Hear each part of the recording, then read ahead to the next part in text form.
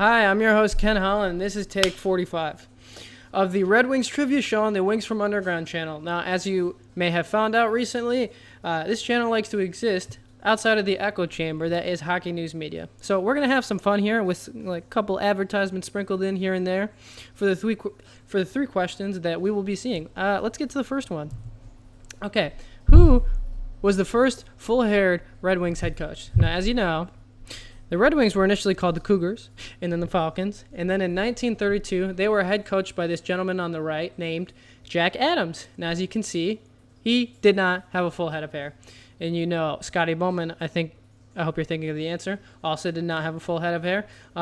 Most recently, Jeff Blashill, and now Derek Lalonde, as bald as an eagle. So I think I've given you enough time. I'll reveal the answer. It, of course, was Tommy Ivan, who had coached the Detroit Red Wings from 1947 to 1954. Now, the team won the Stanley Cup in 51 and 52, and largely part to the fact that he did have a full head of hair, and the Red Wings franchise owner saved money on buying hats that they were formerly giving to Jack Adams to cover his bald spot. It's true. That's how they were able to retain the production line that Gordie Howe was on. And that leads us to our first sponsor, which is, of course, Bosley Hair Restoration Company, and their spokesperson, Matthew McConaughey. All right, before we get to the second question, I'd like to share some fun facts. So the first ever octopus thrown on the ice, most people know this, was April 15th, 1952 in Game 7 versus Central. And it was thrown by Pete Cusimano after Gordie Howe scored the first goal of the game. So that was a tradition that got pretty popular in the 90s, and most recently in 2017, like 35 octopus got thrown on the ice, but the team doesn't make the playoffs anymore, so the tradition is largely extinct due to PETA and health concerns of the octopus. So the question is inspired by these fun facts. What percentage of octopus have never been thrown onto an ice rink? Now think about that. Okay, pause. I'm going to reveal it. Okay, and of course, is about 100% of octopuses have never been thrown onto an ice rink before. And that takes us to our second sponsor, and that is My Octopus Teacher, which further proves how few octopus get thrown onto ice rinks.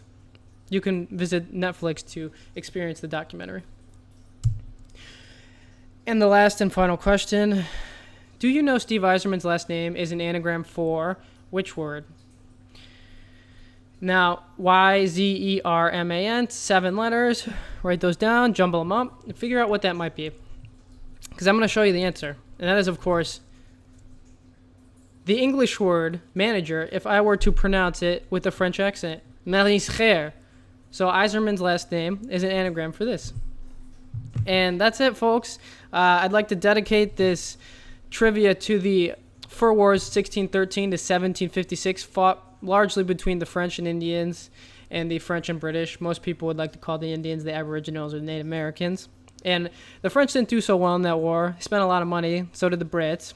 And they ended up taxing the American colonists who were like, we don't like that, man. We're going to fight you. So the American Revolution started. King George should have seen that coming. And the French were like, man, there was just gruesome violence for the past 130 years. We're going to go flee to the north.